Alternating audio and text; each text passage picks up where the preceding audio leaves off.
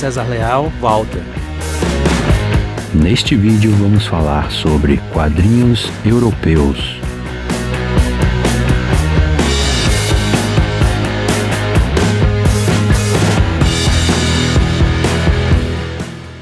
O Goscinny, ele trabalhou em outros dois personagens, né? Criando o roteiro.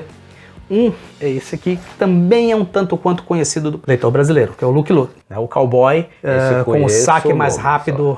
Ele é mais rápido do que a própria Sombra. Ele foi criado por Morris, mas o Goscinny que fazia os roteiros durante muito tempo desse personagem. Essas edições aqui são recentes, a Zarabatana estava trazendo, e a ideia dela era trazer todo o material de Lucky Luke. Cada edição dessa aqui, e eles lançaram duas, né? Uma que foi a 4 e outra que foi a 5. Só lançaram duas, a 4 e a 5? É como a SESI faz com o Inspirou. Você fala o número original. O número aqui. Mas eu falo assim... Se você fizesse a coleção completa, você botava em ordem que as histórias foram ganhadas. 1, 2, 3, 4, 5. Mas eles... Não, vamos lançar o material mais... Esse aqui é o material... melhor. Entendi. Mas eles só lançaram isso até agora, infelizmente, porque o Lucky Luke é uma coleção que eu gostaria também muito de ter completa. O desenho também segue muito essa linha... engraçada, né? Sim. Como eu não conheço o personagem, qual é a pegada dele? Ele realmente é um super-herói ou ele é desastrado? Ele tem uma pegada muito parecida com Asterix em algumas coisas. Ele é bom mesmo. Ele é bom. No tiro também. Ele é bom, ele no tiro é muito bom.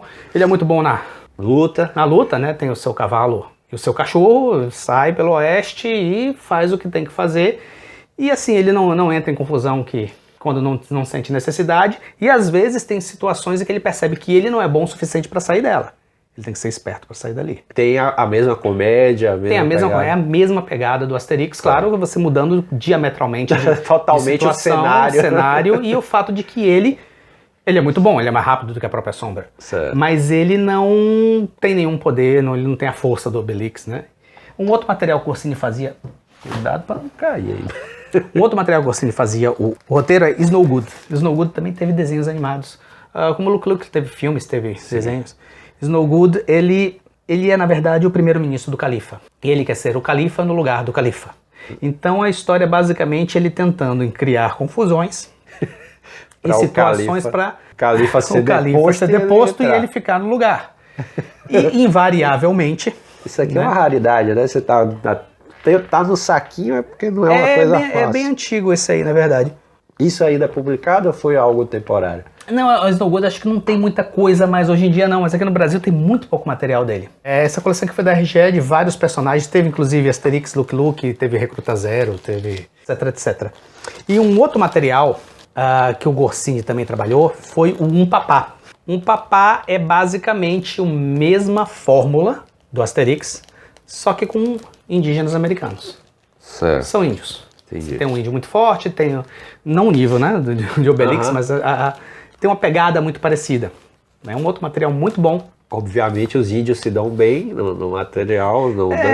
Mas assim, ao contrário do Asterix, não existe... Os cowboys não são tão malignos quanto os romanos de um modo geral, né? De um modo geral, as pessoas em volta deles não são tão malignas quanto os romanos, né? Que estão ali sempre. Porque ele se passa durante a colonização francesa das Américas, né? Então você tem uma coisa ali mais pro lado do Canadá, etc, ali por cima, e o francês, escrito por um francês, não é tão ruim assim. Claro. Tá? Então você tem essa dosagem, né? Tem um relacionamento diferenciado, né? Ali. Porque assim, os romanos invariavelmente perdem. Não tem muito para onde você correr em Asterix. Mas Asterix, ele é um fenômeno cultural, eu acho, que de repente desses quadrinhos franceses, né? Foi criado na França. Eu acho que o Asterix é um fenômeno cultural. O Asterix, acho que talvez seja o quadrinho europeu de maior, né, penetração dentro do mercado ocidental. Certo. Talvez hoje em dia menos, tá, tudo bem.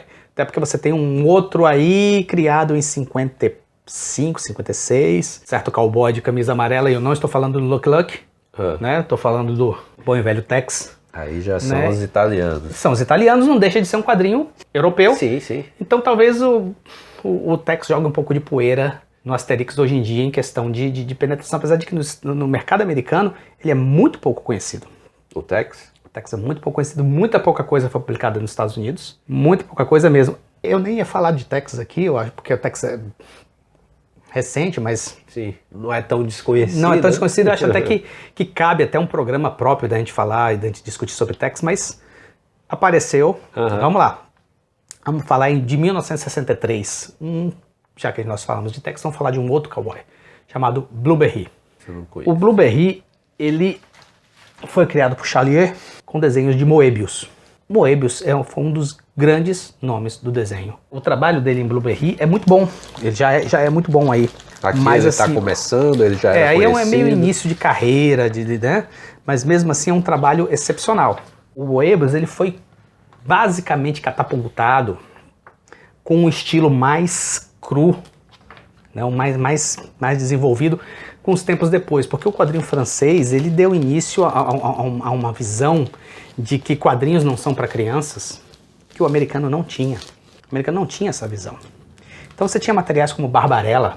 A Barbarella virou um filme em 60 e pouco. Não, eu não acho que quadrinhos não são para crianças, mas assim, existem quadrinhos que a gente vai fazer que não é para criança. Que assim, o quadrinho não é necessariamente para criança. Todo quadrinho é para criança. Não é necessariamente para criança, apesar de que um Blueberry, uma criança pode ler se ela tiver um interesse. Uma Barbarella já não. É um quadrinho beirando o erótico mesmo. Sim, sim. Né? Existe uma liberdade e basicamente a Barbarella anda pelo universo distribuindo amor.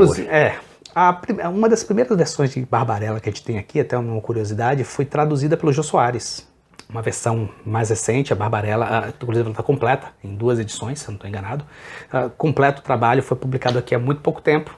É um material também que para quem está procurando uma coisa diferenciada nos quadrinhos, eu aconselho Barbarella. Não é uma coisa para criança, não certo. É um Asterix, não é um Lucky Luke que você lê com uma visão e a criança vai ter outra. Não é uma coisa para criança ler.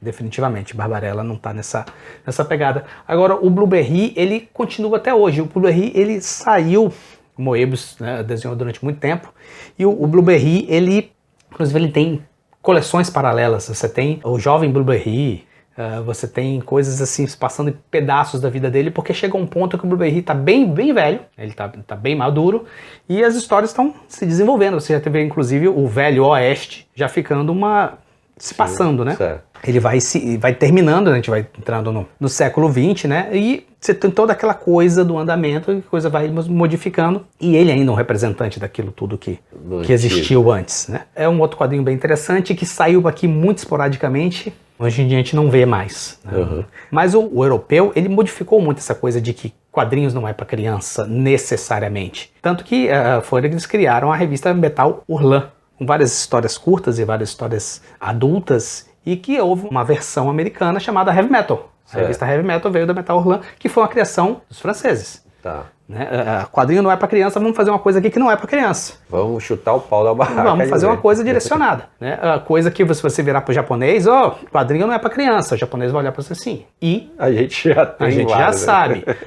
Mas durante muito tempo, os quadrinhos que começaram no jornal, muita coisa para o adulto mesmo, ele criou essa pecha de infantil, e mesmo dentro do quadrinho de super-herói, você tem hoje em dia umas coisas direcionadas para adulto, mas é muito difícil você dizer, olha, tome aqui um quadrinho do Batman e isso não é para criança. Tem muita gente que tem essa visão mais arraigada, mais fechada mesmo, aqui no Brasil e lá nos Estados Unidos também, do mesmo jeito. Eu separei um outro material aqui. Você tem muita coisa europeia baseada em literatura, que eles fazem, né?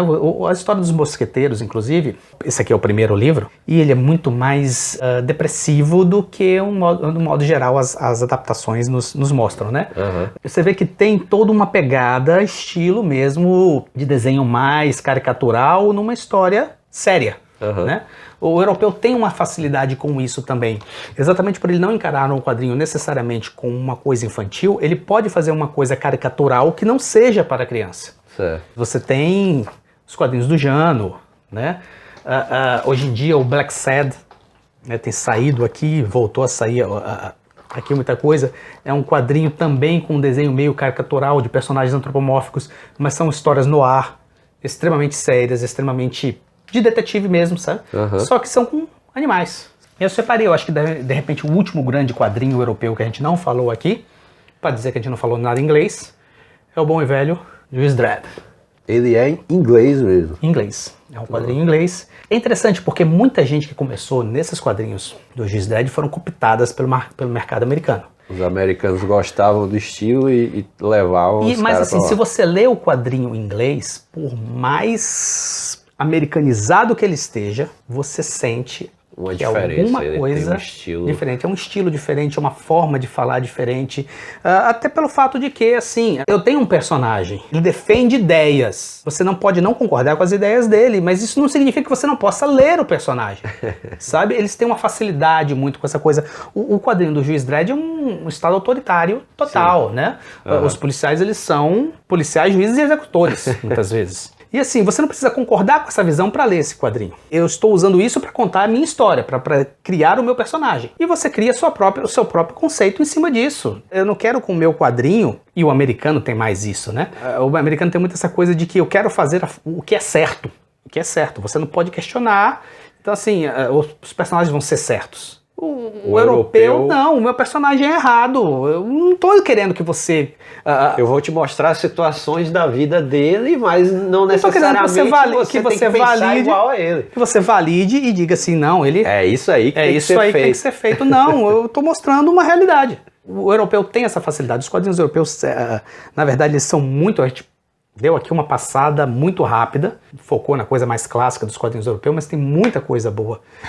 Muita coisa que já saiu aqui, muita coisa que, infelizmente, aqui não sai com tanta frequência esse material. A gente tem uma dominação do quadrinho norte-americano de super-heróis muito forte. Tirando Maurício de Souza, o próprio quadrinho infantil, ele fica...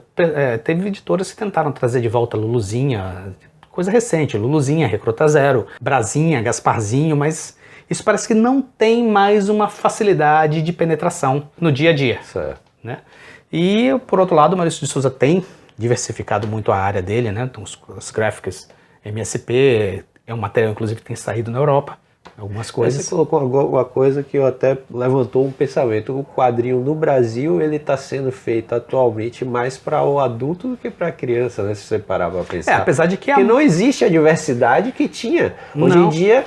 graças à Culturama ainda existe a Disney e o Maurício. E acabou. Quando eu era criança, a banca de revista era 90% esses quadrinhos bem infantis e super-herói um pouquinho. Bolinha, ali. Luluzinha, Gasparzinho, Riquinho, Recruta Zero, o H. Você tinha várias e várias opções.